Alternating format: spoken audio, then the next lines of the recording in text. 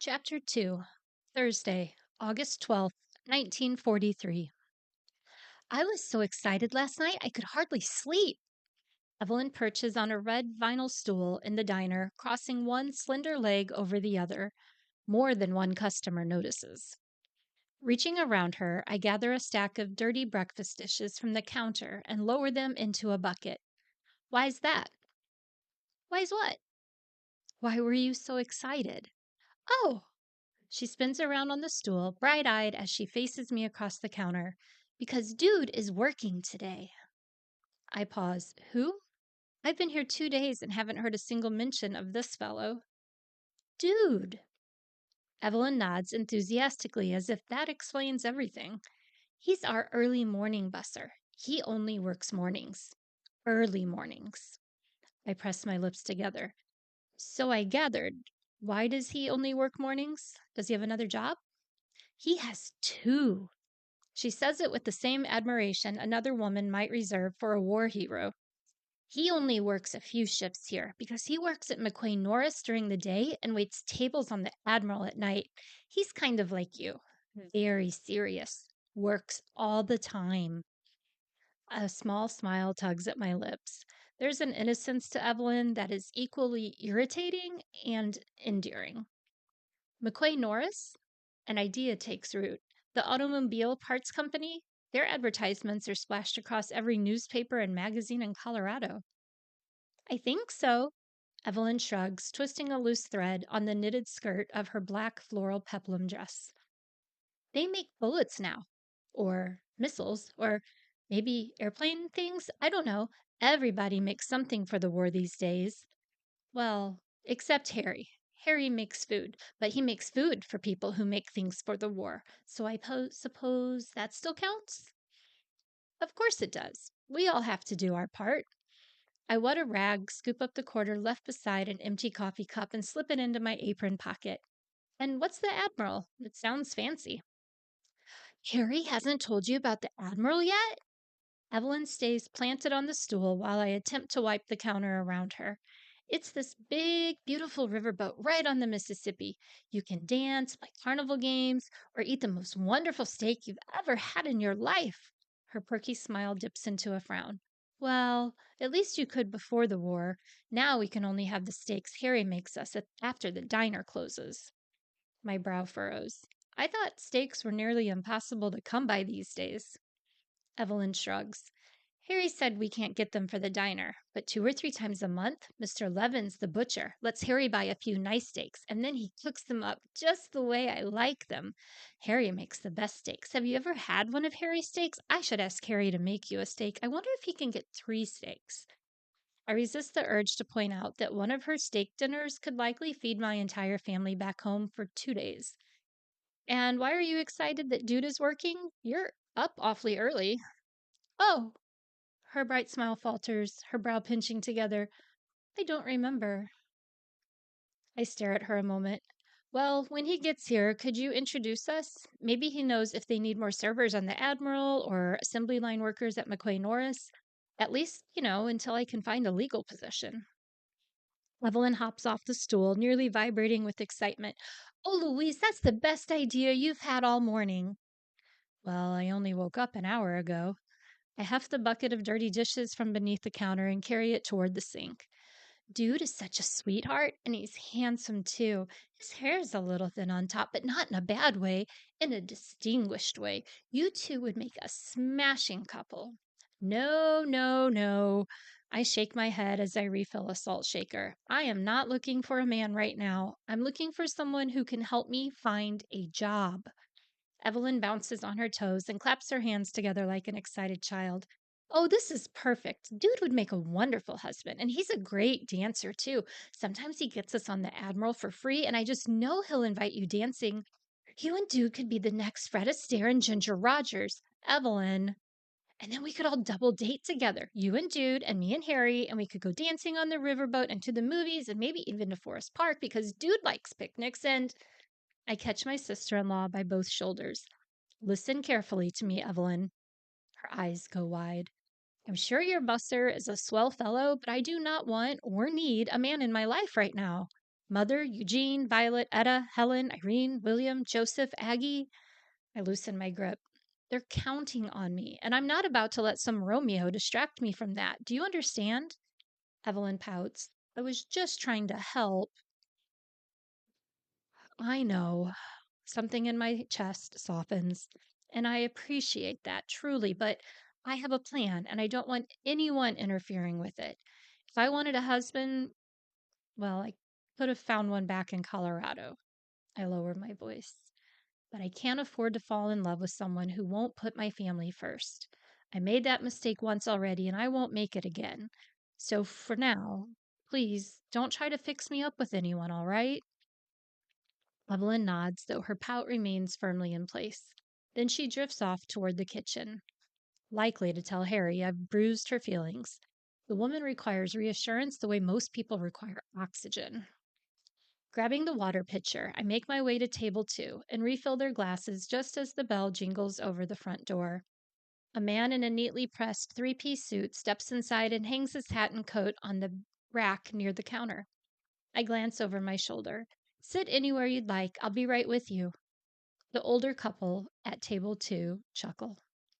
Stopping beside their table, he tips his head politely. Morning, Mr. Carlyle, Mrs. Carlyle. Good to see you both.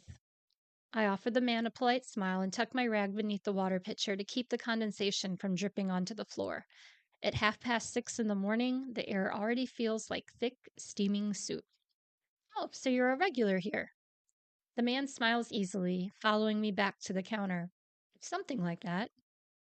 I immediately scold the butterflies beginning to stir in my stomach.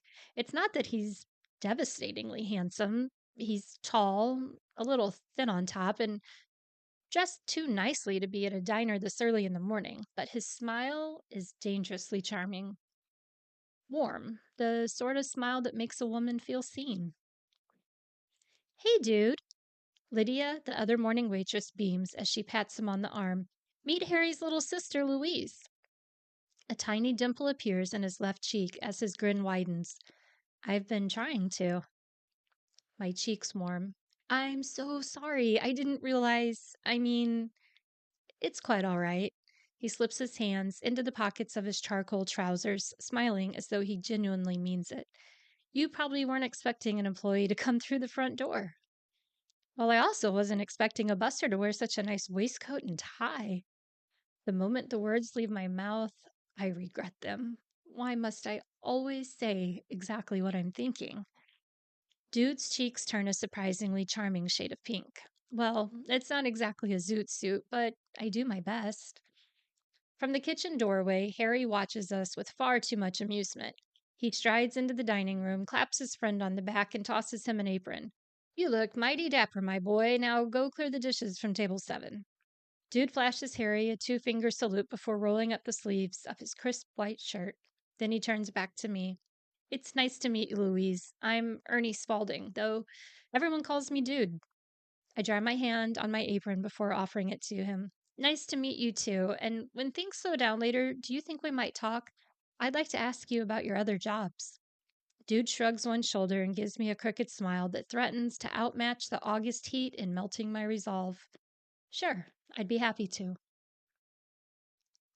At 10:30 that night, I untie my apron and slide into a black vinyl booth in the back of the restaurant. A poster advertising Dr. Pepper hangs cockeyed above the table, another for Philip Morris to its right. As the last few customers make their way out into the dark city street, Dude enters the diner. I wasn't expecting to see him again tonight, and I hate that my first instinct is to pat my pin curls back into place. Harry flips the front door sign to read closed, and Dude helps him stack the last few chairs upside down over a table near the front of the restaurant. Evelyn plops down in the booth beside me with a tall dish of vanilla ice cream topped with hot fudge, whipped cream, and a cherry. Anyone want a sundae? I just love hot fudge sundaes. Do you like sundaes, Louise? My eyes grow wide. How did you get ice cream? I haven't had a sundae in so long. Dude winks. I'll grab you one. And he heads off to the kitchen. Evelyn opens her perky little mouth to say something, but I hold up my hand. Don't. She pretends she's zipping her lips, but she grins as she scoops up another spoonful of ice cream. What's he doing here anyway? My voice does not sound as calm and cool as I had hoped it would. Evelyn shrugs. He comes by sometimes when he gets off work at the Admiral, depending on how late it is. Soon, Dude, Harry, Albert, and Jenny, the full evening shift crew, join us at the booth with ice cream sundaes all around. We talk about everything from our customers to the war, and I field more questions about life in Colorado than a witness on the witness stand. Harry's face warms with a proud smile. Lou's just used to hard work. You should see her plow a field or butcher a hog. Evelyn cringes and Jenny snorts. Albert is too deep in his ice cream to know what we're talking about, but Dude tilts his head thoughtfully and his lips curl into a soft smile. I think that's incredible. How hard you work for your family, I mean. I wave off his attention. It's not like I have much choice. They need my help. Dude loosens his tie. My dad was killed when I was 8 years old.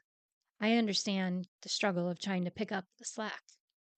Despite his smile, there's a heaviness in his voice that tells me he really does understand.